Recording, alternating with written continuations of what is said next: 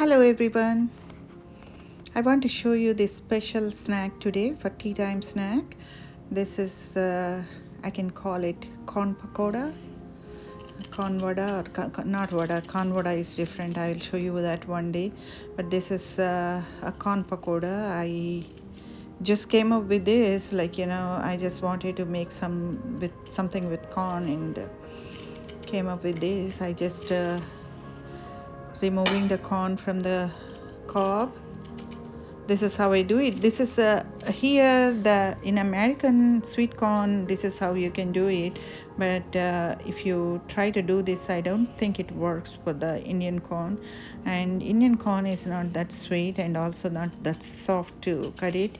You can remove it with the hands. If you are using Indian corn, just try to crush it a little bit instead of just taking it as it comes. When you remove Indian corn with your hand, it's more in a very good shape and it's a little harder than this one, so you just need to crush it and it's not as sweet, so that kind of gives a different taste too. I want to be prepared for everything. For this I use 3 different flours. This is the chickpea flour basin. Chickpea flour, that's the 1/4 cup of it. 1/4 cup of rice flour and 1/4 cup of whole wheat flour.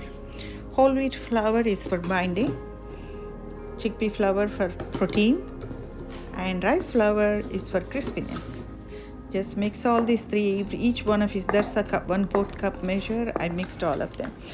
To mix this, instead of water, I use some buttermilk, which is this is the corn I'm adding now. I just took a half a cup of yogurt, plain yogurt, homemade, and added a cup of water to it and beat it. That was not enough, so I added a little more water instead of more buttermilk. That's fine. And this is about half to 1 cup of finely chopped onions. It is onions gives a good taste to it. It is also you can add some peas too, but I didn't. Peas and carrots, if you like boil them before you add them. And this here I'm adding the green chilies finely chopped. That's according to your taste, and cilantro and curry leaves finely chopped. Cilantro, I would recommend you have cilantro for sure, but curry leaves are optional because in United States not everybody have access to those, so it's up to you. So mix them, add them, and add some salt, and I added about a half a teaspoon of baking soda. That's baking soda, and salt to taste, however your taste is. And I also added cumin seeds crushed with my both hands. Just took a half a teaspoon of cumin seeds, put it in one hand and crushed it with another hand. I'll show you in a little bit. So yeah, this is buttermilk. I just added a half a cup of yogurt to water, and see how I'm showing you how I beat it. And add it to that and mix well. And also cumin seeds, instead of cumin seeds, you can you can use both cumin seeds and ajwain, which is oregano seeds. In Indian stores you call them ajwain seeds. You will find them. Or if you want fresh oregano leaves to be added, chop them finely and add them. There is no restriction of that, because oregano is very good for health and also it's tastes good. So I would mix all of them together. Batter, look at the consistency, what you are looking for.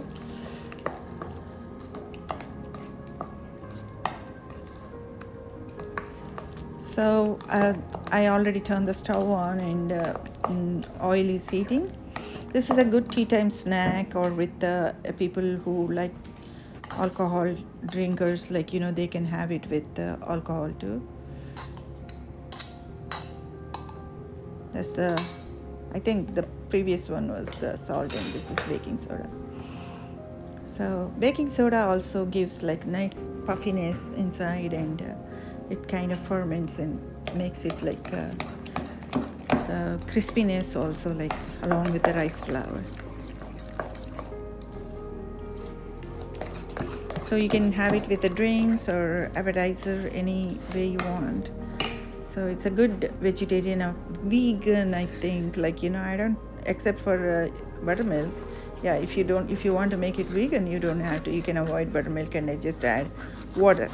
And maybe you want to add just a little bit of lemon juice or so to get that fermenting feel, like, so this you can drop them in there with hand. I'll show you both ways, but I took this little bitty cute spoon I have. That's what it is. I just put it like ice cream scoop, like, I put it there. Yeah, I can do the same thing with the hand also, or the spoon I use for mixing. I could use that too, but this one is kind of comes the same shape because it's a round one. It's a shape where it's like, it doesn't have to be in any shape. It can be shapeless, but it kind of gives a good look. So I can do better than that actually, but I was not really good today. Sometimes I do very good round balls and all that. That's really looks neat. Anyway, like, I'll show you both of them. See, that's how I'm slowly putting. And we don't want to rush and fry them in a high heat. Never any of these kind of pakodas or something you are making. Kind of put it on a medium high, not too slow, not too high. So that way, like, not even medium. Medium is also a little low for this, depending on how big the stove is. But I would prefer not to put it in too high, and don't rush. Let it cook slowly. Let it take the time. Cook inside all the way, because look at the thickness of it. You want it to cook all the way inside. Otherwise, the flour will be like raw inside, and you won't be able to eat them. So, always better to cook slowly. A little darker brown. This is not ready. Like, it has to be dark brown.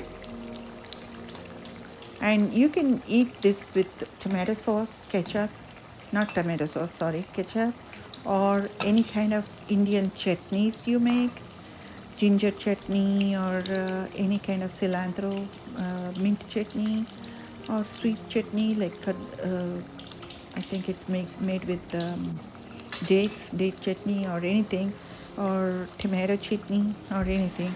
So we ate today with the ginger chutney. My ginger chutney is very popular in my social life here. Like, people like in my family and friends, everybody loves my ginger chutney. I'll definitely show you one day. I'm soon going to make it. I'll make it and keep it for a little while. And I'm almost done with that. So I have to make it again. Because whenever we make any snacks, my family would love to eat with that.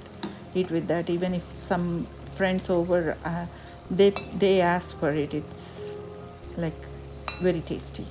It's like a spicy, sweet, soury, all tastes in there, and all healthy ingredients in there. I'll definitely show it. You will love it, and you definitely want to make it. Keep it.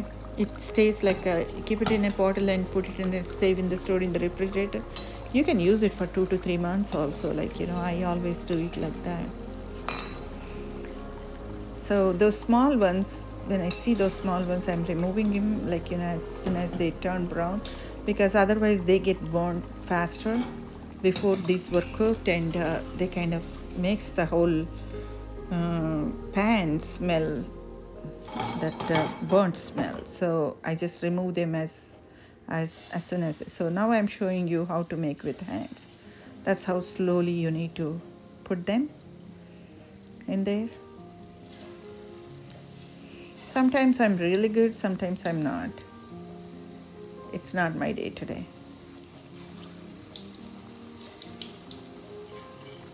So the amount of corn and onions and all of those, like, it's up to you how much you want to put it. As long as it's not too much. If it is too much, they are not going to bind together. So you better be careful, like, But today I thought I should have added a little more corn. Little more corn would have been better.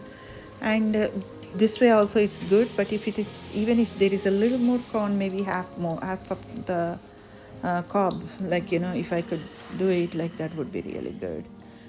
That wouldn't hurt actually, but either way it is good. Look at those.